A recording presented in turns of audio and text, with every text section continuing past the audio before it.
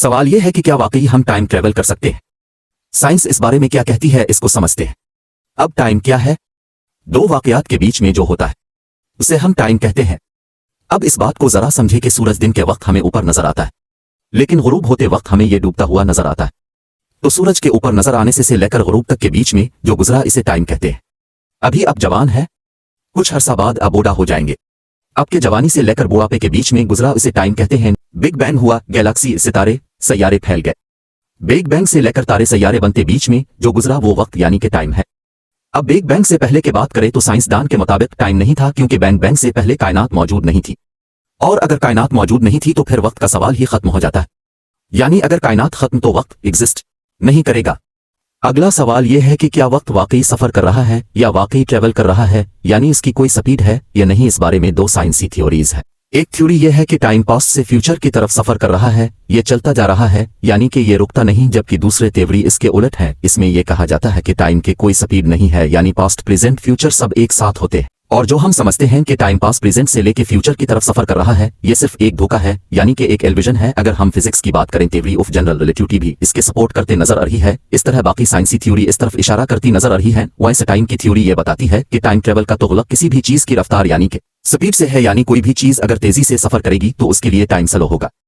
और वक्त का ताल्लुक ग्रेविटी से भी है। हम ये जानते हैं कि स्पेस में जो भी चीज बहुत बड़ा होगा उसके ग्रेविटी भी इतनी ही बड़ी होगी। इसी तरह जो ऑब्जेक्ट छोटी होगी इसके ग्रेविटी भी इतने ही कम होगी। यानी कि हर स्टार और प्लेनेट की ग्रेविटी में फर्क है, यानी कि जो स्टार और प्लेनेट में ग्रेविटी जितनी ही ज्यादा होगी इसमें वक्त इतना ही स्लो होगा, क्योंकि वहां पर वक्त में ग्रेविटी की वजह से एक हम अलिफ जाता है, यानी कि एक घुमाव अलिफ जाता है। जमीन पर आपके टाइम की स्पीड अलग है, मार्स पे अलग है, चांद और सूरज पे अलग अलग होगी। अब चूंकि हम ये जानते हैं कि वक्त का ताल्लुक सैयारे की ग्रेविटी यानी कि कशिश सतह से है, अगर अब जमीन की सरफसा से ऊपर की तरफ जाएंगे तो अब बर वक्त का असर पड़ेगा। मिसाल के तौर पर अगर अब दुनिया की सबसे बड़ी पहाड़ माउंट एवरेस्ट के चोटी पर चढ़ेंगे तो वो जमीन के सरफसा से काफी ऊंचाई पर है, वहां पर आपके लिए वक्त थोड़ा स्लो होगा, पर यह फर्क बहुत कम मिकदार में है। लेकिन अलिफीगा जरूर। अब ये सुन के आपको अजीब लगेगा, लेकिन साइंस इस बात का तजुर्बा आप कर चुके हैं।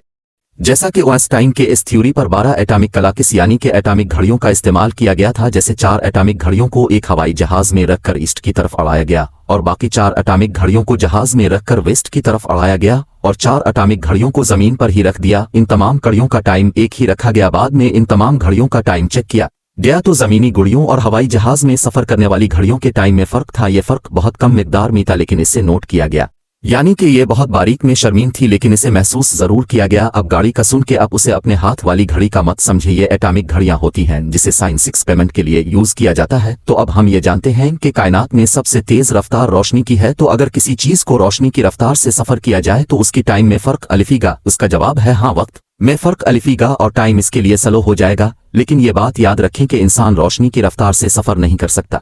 और यहाँ पर अब बात समझने की है, ऐसा नहीं है कि सिर्फ आपकी घड़ी का टाइम स्लो हो जाएगा, बल्कि इससे पूरा मैकेनिज्म ही स्लो हो जाएगा। यानी कि आपका दिमाग भी स्लो काम करेगा, यानी कि जिस्म के बैक्टीरिया, जरासीम सब के सब स्लो हो जाएंगे, यानी वक्त का असर हर चीज पर पड़ेगा। अब जब जाहिर है कि पूरा मैकेनिज्म ही स्लो हो जाएगी, आपको वक्त के स्लो होने का पता भी नहीं चलेगा। इसलिए पता नहीं चलेगा क्योंकि आपका पूरा मैकेनिज्म ही स्लो हो गया है। अगर आप हमारे सोलर सिस्टम के सबसे बड़े प्लेनेट जुपिटर पे जाएंगे, वहां पर आपके लिए वक्त स्लो हो जाएगा, क्योंकि ज्यादा मास और ग्रेविटी की वजह से वक्त में एक घुमाव आ जाएगा। इसलिए इसके करीब जाने से आपको महसूस ही नहीं होगा कि वक्त स्लो हो चुका है। और जब आप जमीन पर वापस आ जाती हैं तो आपको महसूस होगा कि वक्त थोड़ा आगे निकल चुका है। लेकिन इस चीज को हम टाइम ट्रेवल नहीं कह सकते, क्योंकि ना तो हम पास्ट में जा चुके हैं ना फ्यूचर में, क्योंकि इसका असर पूरे मैकेनिज्म पे पड़ता है। इसलिए आप ये नहीं कह सकते कि मैं टाइम ट्रेवल करके आलिफ हूँ।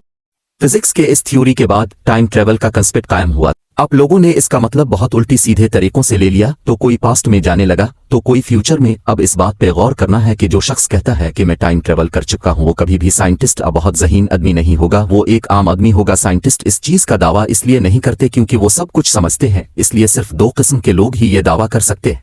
पहले वो लोग जो आवाम की तवज्जो चाहते हैं, यानी मशहूर होना चाहते हैं और सुनी पिलाते हैं, ये लोग मूवी और कहानियों से मुतासिर होते। और दूसरे ऐसे लोग जो ज्यादातर जहनी मरीज होते हैं। दोस्तों, ब्लैक होल किया है, व्हाइट होल किया है, डार्क मीटर और एंटीमीटर किया है, इससे मुताल्लिक मैं एक वीडियो पर काम कर रहा हूं जो मैं जल्द अपलोड करूंगा। सो अगली वीडियो को वक्त पर देखने के लिए चैनल को सब्सक्राइब करें। उम्मीद है आपको ये वीडियो बहुत पसंद आई होगी। मिलते हैं अगली वीडियो में। अपना बहुत सारा ख्याल रखें।